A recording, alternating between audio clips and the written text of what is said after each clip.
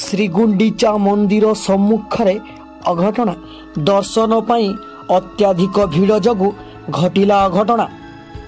ଠେଲା ପେଲାରେ ଚାଲିଗଲା ଜୀବନ। ଠେଲା ପେଲାରେ 3 ଭକ୍ତଙ୍କର ମୃତ୍ୟୁ। ତା ମଧ୍ୟରୁ ଓଡ଼ିଆ ଶ୍ରଦ୍ଧାଳୁ ଚିରଞ୍ଜୀବ ନାୟକ।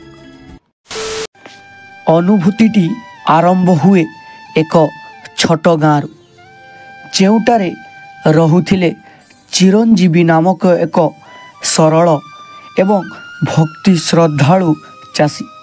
ସେ ପ୍ରତିବର୍ଷ ରଥଯାତ୍ରା ପାଇଁ ପୁରୀକୁ ଯାଉଥିଲେ। ତେବେ ଏହି ବର୍ଷର ଯାତ୍ରା ତାଙ୍କ ପାଇଁ ଏକ ବିଶେଷ ହେବାକୁ ଯାଉଥିଲା। ଚିରଞ୍ଜୀବୀ ଜନ୍ମ ହେଇଥିଲେ ଜଗନ୍ନାଥଙ୍କର ଭକ୍ତର ଘରେ। ସେ ଜଣେ ସରଳ ମଣିଷ। ପ୍ରତିଦିନ ସକାଳେ ଗୋସାଇଁଙ୍କ ନାମ ଉଚ୍ଚାରଣ କରି ଚାଷକୁ ଯାଉଥିଲେ। ତେବେ ଏହି ବର୍ଷ ସେ ଭାବିଲେ ଜୀବନରେ ପ୍ରଥମ ଥର ପାଇଁ ରଥ ଟାଣିବେ। ଗାଁ ଭିତରେ ଧନ ସଞ୍ଚୟ କରି ପରିବାରର ଅନୁମତି ନେଇ 3 ଦିନ ପାଇଁ ପୁରୀ ଯିବାକୁ ପ୍ରସ୍ତୁତ ହେଲେ। କିନ୍ତୁ ଏ ବର୍ଷ ରଥଯାତ୍ରା ଦେଖିବାକୁ ଯିବା ତାଙ୍କ ପାଇଁ ହୋଇଗଲା କାଳ।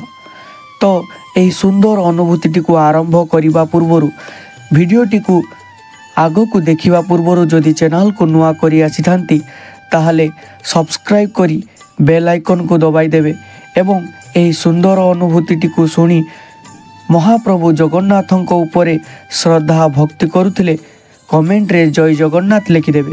ତ ଆସନ୍ତୁ ଆରମ୍ଭ କରିବା ଏହି ସୁନ୍ଦର ଅନୁଭୂତିଟିକୁ। ସେ ଜନ୍ମର ପ୍ରଥମ ଥର ପାଇଁ ଶ୍ରୀମନ୍ଦିର ଦେଖି ହୃଦୟ ତାଙ୍କର ଭରି ଯାଇଥିଲା। ଲକ୍ଷ ଲକ୍ଷ ଲୋକ ରଥପଥ ଉପରେ ଜମା ହୋଇଥିଲେ। ସେ ମନେ ଭାବିଲେ, ମୋ ଭାଗ୍ୟ ଜଗନ୍ନାଥଙ୍କ ଦୟାରୁ ଖୋଲିଛି। ଜଗନ୍ନାଥଙ୍କ ରଥ ଚାଲିବା ଆରମ୍ଭ ହେଲା। ଚିରଞ୍ଜୀବୀ ମଧ୍ୟ ରଥ ଦଉଡ଼ିକୁ ଧରି ଟାଣିବାକୁ ଚେଷ୍ଟା କରିଲେ, କିନ୍ତୁ ତାଙ୍କ ପାଖରେ ଶକ୍ତି ନଥିଲା। ଏହି ସମୟରେ ଗୋଟିଏ ଆଶ୍ଚର୍ଯ୍ୟକର ଘଟଣା ଘଟିଲା। ରଥ ହଲଚଲ ହେଲା, ସ୍ଥାନ କମ୍ପି ଉଠିଲା। ଲୋକେ ଚିତ୍କାର କଲେ, ବଡ଼ ଘଣ୍ଟା ବାଜିଲା। ଏବେ ଚିରଞ୍ଜୀବୀ ଗଭୀର ଭକ୍ତି ଭାବେ ପ୍ରାର୍ଥନା କଲେ, ପ୍ରଭୁ, ଏଠି ଆସିଛି ମୋର ଜୀବନର ଏକମାତ୍ର ଅବସର, ମୋତେ ଅନୁଗ୍ରହ କରନ୍ତୁ। ଏହିପରି କହି ଗଭୀର ଶବ୍ଦ କରି ରଥ ଚାଲିଲା। ଚିରଞ୍ଜୀବୀ ଅନୁଭବ କଲେ ଯେ ତାଙ୍କ ହାତରେ ଅଦୃଶ୍ୟ ଶକ୍ତି ଆସିଗଲା ଯେମିତି। 3 ଘଣ୍ଟା ଧରି ରଥ ଟାଣିଲେ। ତାଙ୍କ ଅଞ୍ଚଳ ଭିଜିଯାଇ ଘାମରେ ଓ ଆଖିରୁ ଲୁହ ଝରି ପଡ଼ୁଥାଏ। ସେ ଯିବାବେଳେ ଏକ ବୃଦ୍ଧ ତାଙ୍କୁ ଦେଖି ହସି କହିଲେ, ତୁମ ଭକ୍ତି ଆଗରେ ସବୁ ଫିକା। ତେଣୁ ରଥ ଚାଲୁନଥିଲା, ଏବେ ତୁମେ ଆସିଗଲ, ରଥରେ ହାତ ମାରିଦେଲ, ରଥ ଚାଲିବାକୁ ଆରମ୍ଭ କଲା। ଏତେ ଲକ୍ଷ ଲକ୍ଷ ଶ୍ରଦ୍ଧାଳୁ ଭକ୍ତଙ୍କ ଭିଡ଼ରେ କାହିଁକି ରଥଟି ଅଟକି ଯାଇଥିଲା? କିନ୍ତୁ ଜଣେ ଅଦ୍ଭୁତ ଭକ୍ତ, ଯାହାଙ୍କର ହାତ ଲାଗି ଆଜି ରଥ ଚାଲିବାକୁ ଆରମ୍ଭ କଲା। ଶ୍ରୀମନ୍ଦିରରେ ଲକ୍ଷ ଲକ୍ଷ ଭକ୍ତଙ୍କର ଗହଳି ଥିଲା, କିନ୍ତୁ ସମସ୍ତଙ୍କର ହାତରେ କ'ଣ ସେହି ଯାଦୁ ନଥିଲା ଯାହା ତୁମ ହାତରେ ଯାଦୁ ଥିଲା? ତୁମ ହାତର ଯାଦୁରେ ଆଜି ନନ୍ଦିଘୋଷ ରଥ ଚାଲିବାକୁ ଲାଗିଲା।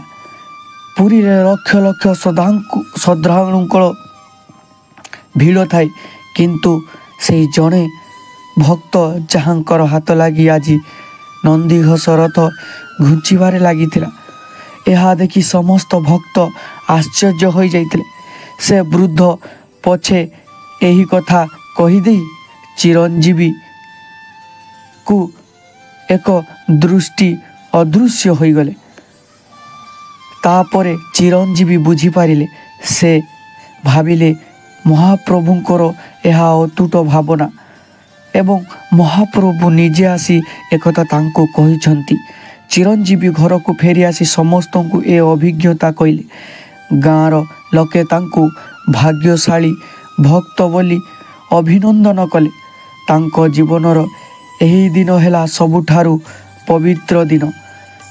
ଭକ୍ତ ଚିରଞ୍ଜୀବୀ ରଥ ଟାଣିବାକୁ ଯାଇ ତାଙ୍କ ସହିତ ମହାପ୍ରଭୁଙ୍କର ଏହି ଅଦ୍ଭୁତ ଲୀଳା ସେ କେବେ ବି ଭୁଲି ପାରନ୍ତି ନାହିଁ ଏବଂ ପ୍ରତ୍ୟେକ ବର୍ଷ ସେ ମହାପ୍ରଭୁଙ୍କର ରଥ ଟାଣିବା ପାଇଁ ପୁରୀ ଜଗନ୍ନାଥ ମନ୍ଦିରକୁ ଯାଆନ୍ତି ଏବଂ ସେଠାରେ ମହାପ୍ରଭୁଙ୍କୁ ଦର୍ଶନ କରି ତିନି ରଥକୁ ଟାଣି ପୁଣି ଘରକୁ ଫେରି ଆସନ୍ତି।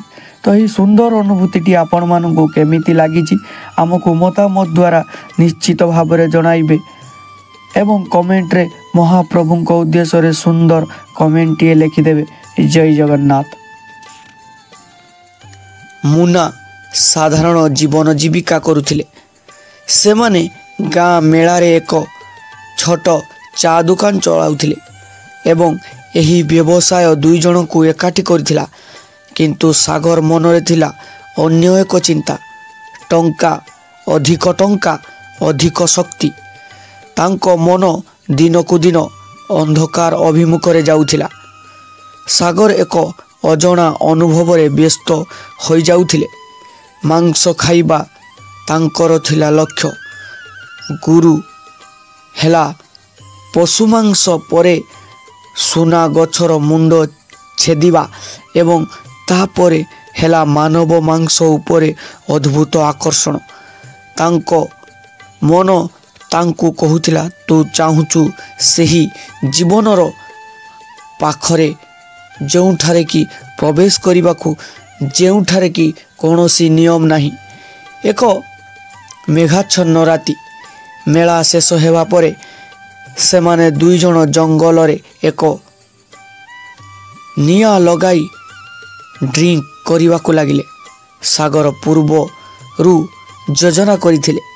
ସେମାନେ ମୁନାକୁ ମଦ ପିଆଉଥିଲେ, ତାପରେ ଗୋଟିଏ ଧାରୁଆ ଅସ୍ତ୍ର ନେଇ ସିଧା ତା ବେକରେ ଘଷିଦେଲେ। ମୁନା ଛଟପଟ ହେଲେ କିନ୍ତୁ ନିଜ ସାଙ୍ଗରୁ ଏମିତି ଆକ୍ରମଣ ଆସିବ ବୋଲି କେବେ ଚିନ୍ତା କରିନଥିଲେ। ସାଗର ମୃତଦେହକୁ ଚିରିକି ତାହାର ମାଂସ ଖାଇଲେ। ସେ ଏକ ଅଦ୍ଭୁତ ଆନନ୍ଦ ଅନୁଭବ କଲେ। ତାଙ୍କର ମନ ଏହି କାର୍ଯ୍ୟରେ ଶାନ୍ତି ମିଳିଲା। ଆଉ ତାଙ୍କୁ ଲାଗିଲା, ମୁଁ ଏହାକୁ ପୁଣି କରିବି। ଗାଁ ଲୋକେ ମୁନା ନାହିଁ ହେବାରୁ ଚିନ୍ତା କଲେ। ପୁଲିସ ତଦନ୍ତ ଆରମ୍ଭ କଲା ଏବଂ ଶେଷରେ ଜଙ୍ଗଲ ଭିତର ଗାଁରେ ଏକ କୁକୁର ମୁନାଙ୍କ ହାଡ଼ ନେଇ ଖେଳୁଥିବା ବେଳେ ଲୋକେ ଅଭିଘାତ ମାନିଲେ। ତଦନ୍ତର ସାଗରଙ୍କ ଘରରେ ଏକ କଣରୁ ମାଂସ, ରକ୍ତ ଓ ମାନବ ଅସ୍ଥି ମିଳିଲା। ସାଗର ଗିରଫ ହେଲେ। ତାଙ୍କ ମନ ମାନସିକ ରୋଗର ଦୃଢ଼ ପ୍ରମାଣ ଦେଲା। କିନ୍ତୁ ନୀତି ଓ ନ୍ୟାୟ ପ୍ରତି ଆସ୍ଥା ରଖି ପ୍ରଜା ଦାବି କଲେ ଏହି ପ୍ରକାର ଅପରାଧ